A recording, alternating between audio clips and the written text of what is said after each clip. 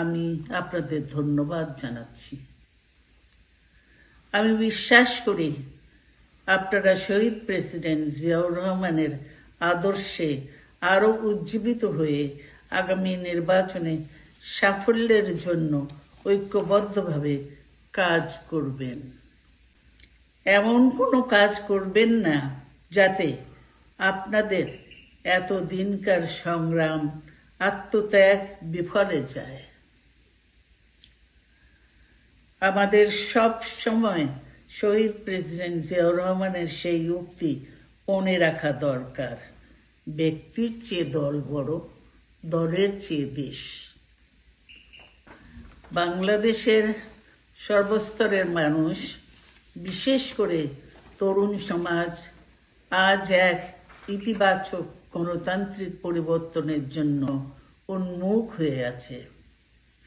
ক্ষুদ্র ক্ষুদ্র সংকীর্ণতা ভুলে দেশ ও জাতির বৃহত্তর স্বার্থে আমাদের কাজ করতে হবে। এখনো ফ্যাসিস্টদের দোসররা এবং বাংলাদেশের শত্রুরা গণ অভ্যুত্থানের মাধ্যমে প্রাপ্ত অর্জনকে নস্যাৎ করার জন্য গভীর চক্রান্তে লিপ্ত রয়েছে।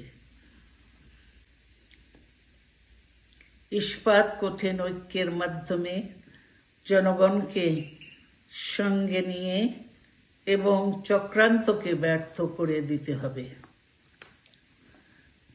গণতান্ত্রিক বাংলাদেশ বিনির্মাণের জন্য আমাদের সকলকে একযোগে কাজ করতে হবে।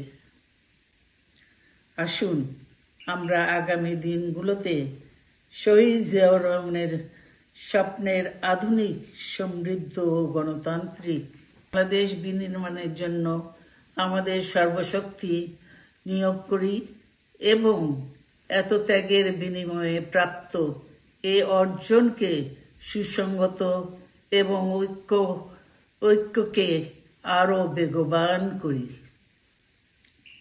আমি যুক্তরাজ্য থেকে অসুস্থ অবস্থায় আপনাদের আহ্বান জানাতে চাই, আসুন জনগণকে সম্পৃক্ত করে বাংলাদেশ জাতীয়তাবাদী দলকে পূর্বের ন্যায় আন্দোলন, সংগ্রাম ও রাষ্ট্র পরিচালনায় নেতৃত্ব প্রদানে আরও ঐক্যবদ্ধ এবং সুসংগতভাবে গড়ে তুলি। আপনাদের মাধ্যমে ছাত্র, যুবক সহ দেশবাসীর কাছে আহ্বান রাখতে চাই, আসুন প্রতিহিংসা, প্রতিশোধ নয়, পারস্পরিক ভালোবাসা ও ভ্রাতৃত্বের মাধ্যমে আমরা সকলে মিলে আমাদের প্রিয় মাতৃভূমিকে, বাংলাদেশকে সত্যিকার অর্থেই একটি বাসযোগ্য প্রতি জুলাই আগস্টের ফ্যাসিবাদী শাসকদের নির্মম ভয়াবহ দমননীতির কারণে গণহত্যায় যারা শহীদ হয়েছেন তাদের প্রতি আমি শ্রদ্ধা জানাচ্ছি। যারা আহত হয়েছেন তাদের প্রতি জানাচ্ছি আন্তরিক সমবেদনা। আমি চিকিৎসার কারণে যুক্তরাজ্যে অবস্থান করলেও আমি সব সময় আপনাদের পাশেই আছি। দীর্ঘ 15 বছর গণতন্ত্রের জন্য, আমার মুক্তির জন্য আপনারা যে নিরন্তর সংগ্রাম করেছেন এবং আমাদের অসংখ্য সহকর্মী প্রাণ দিয়েছেন, জুলুম নির্যাতনের শিকার হয়েছেন এবং প্রায় 1.25 লক্ষ মিথ্যা মামলায় জর্জরিত হয়েছে, এখন আদালতের বারান্দায় ন্যায় বিচারের জন্য ঘুরে বেড়াচ্ছেন। আপনাদের এ ত্যাগ শুধু দল নয়, জাতি চিরকাল স্মরণ রাখবে। দেশ আজ এক সংকটময় সময় অতিক্রম করছে।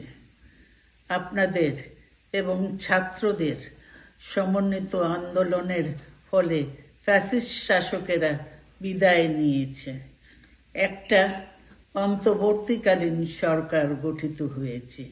তাদের কাছে জনগণের প্রত্যাশা রাষ্ট্র মেরামতের ন্যূনতম সংস্কার দ্রুত সম্পন্ন করে গণতান্ত্রিক ব্যবস্থায় ফিরে যাওয়ার জন্য সকলের কাছে গ্রহণযোগ্য একটি নির্বাচন অনুষ্ঠান সম্পন্ন করা।